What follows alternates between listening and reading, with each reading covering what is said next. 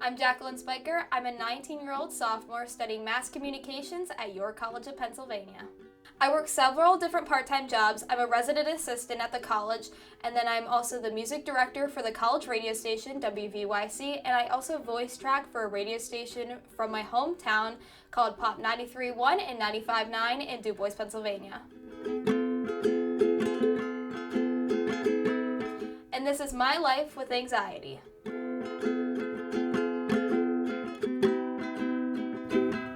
So I've always been a really anxious kid. I've noticed it my entire life. I would say probably the first time I really noticed it is when I was like 6 or 7 years old. I had my first panic attack. I believe it was my great-grandmother who had died, and I just started freaking out about death in general. Also too, throughout like elementary school and stuff, almost every year my teacher always said to my mother that I was too hard on myself and that I was constantly worried about everything. I think it really kicked into overdrive whenever my parents got divorced, because it was another layer of something that I needed to be worrying about as it is. And I already worry about things on what should be a low scale at a very high scale. So then when it is a high scale thing, that just escalates it completely. It's one of those things where it's just always there and it doesn't feel like yourself. It feels like someone else is in your head telling you can't do things, or constantly makes you think about things that you really don't need to be worrying about, but you are. But I can't do anything about it. I don't know what to do about it. And I have different coping mechanisms, but there's no way to like annihilate it per se. As far as my radio job goes here on campus at WVYC, it's a pretty chillax job, which is very nice. Since I'm the music director, I listen through the music that certain music distributors send me. And then the last thing I do is usually keep in contact with them. Sometimes they call me, which can be a little stressful just because if I don't play their music, it's kind of hard to tell somebody that you didn't choose what they sent to you. As far as being a weekend DJ at my hometown station, Pop 93.1 and 95.9, I love that job so much. Every week I get to look up different articles about different pop culture news and things that are going on in the world, and then I write out a script, and then I go into the studio and I just get to record for 2 hours. I've been doing that job for almost 3 years now. It'll be 3 years this upcoming March. So I pretty much know what I'm doing, and usually I can go in and bust out my entire shift. But sometimes if I get too much into my head and I start getting anxious, I will stumble over my words a lot. So then I'll have to start redoing the script that I had been reading. So usually I have to just stop and let myself mellow out for a second. So I know that school can be stressful for everyone, but with working and trying to do all of the assignments that you have to do and trying to have a social life, it usually becomes way too much for me. And I'm usually pretty good at time management. Like, I have calendars and planners, so that way I make sure I can get everything done. But just looking at the amount of things I have to do at once can be enough to make me very anxious and very upset. So sometimes I have to look at it more as do one thing at a time versus everything that I have to do, or else I won't do anything for a while. So I would say that I'm probably more anxious during school than I am or will ever be probably in my life, at least that I can see for right now. Just because there's so much riding on your actions right now that it's just a lot.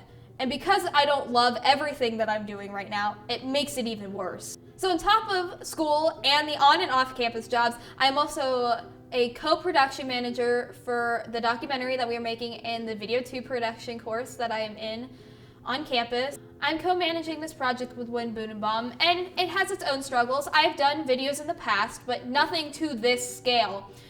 There's also an added challenge because we are doing a documentary on another class in the school who is also doing a documentary on the music department. So it is hard with communication, of course, because we have to communicate to the other class, we have to communicate with our Professor DeVideo, and we also have to communicate with each other and our own class to try and figure out everybody's schedules and make things work for everybody. And just knowing that we only have a few shots to get certain footage can also be a major stressor. But even though teamwork has its own struggles, it is nice to be able to rely on each other and help each other out. My other on-campus job is being a residence assistant or an RA, and I really like that job because I'm able to help other people with different issues, and then I also get to plan things like programs, which are ways for residents to kind of get to know each other and de-stress and have some fun. But the job can also be very stressful. I would say probably the main hardship about that job is you do have to deal with other people, and we call them situations in the job. So say if somebody's dealing with some sort of mental health crisis, or people are partying on the floor, things like that, you have to be the one that they come to, and you have to deal with those situations. And to know that you're dealing with actual people and what you say and what you do is going to affect them can be very frightening and anxiety-inducing. Since I've been dealing with anxiety for pretty much my entire life, I'm starting to at least learn how to live with it. I can't so much get rid of it, but it's at least good to figure out ways to try and manage it so that way it doesn't take over my entire life. The biggest thing I found to be helpful when it comes to dealing with anxiety is just being mindful about it. I feel like before I would either push it to the side or just make jokes about it and not really think about it, but I found that especially in the moment, if I'm having a panic attack or something, to be mindful and to really think through what is happening instead of just letting it happen. I do this a lot with journaling. I at least journal a little bit every single day so that way I can think about my day, think about what I've done and how I felt to see if I can improve that the next day. So going along with being mindful and journaling, I also started going to therapy. So I just started going again last year before the pandemic hit. And it's a good way for me to talk out my emotions. I feel like whenever I speak how I'm feeling, it sort of helps me process it and understand it more. Another thing I found to be really helpful is exercising and yoga. I do yoga or exercise every single morning, at least once a day. I sometimes also do it at night. And I found that it is really helpful to clear my mind. Usually the way I describe it is most people's minds go at a normal pace like this, whereas mine is constantly racing like this. So yoga and exercising is one way that I have found that can actually calm down my mind and sort of slow down the pace, even if it's only for the 30 or 40 minutes that I'm doing it. Music is also another thing that helps me sort of calm down and level out my mind. I'm obsessed with music. I work at the radio station, like I said. I've also done band and chorus since I've been in elementary school all the way up until high school. I've taught myself ukulele and guitar enough to where I can play at least a few songs.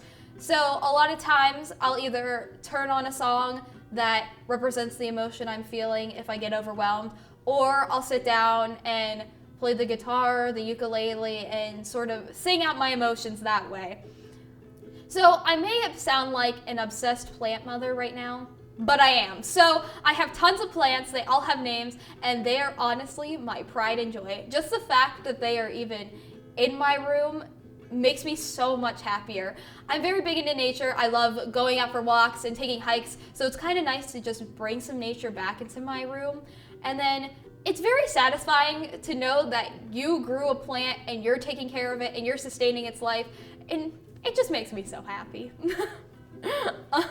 So while I still may have anxiety and I still may have that voice in the back of my head that likes to pester me and make me overthink and be overwhelmed and panicky, I think the most important thing is to just find ways to cope with it and make sure that I can live my life to the fullest despite these hardships. And I also think it's very important for anybody who has any sort of mental health issues, whether it be anxiety or some other type of mental health issue, to know that it's okay and it's valid and there are people for you, and that despite what the struggle is, that everyone is capable of working through it and living a fulfilling life. Look for resources at your College of Pennsylvania's Counseling Services website. And if you need additional help, reach out to your personal family physician and health insurance company.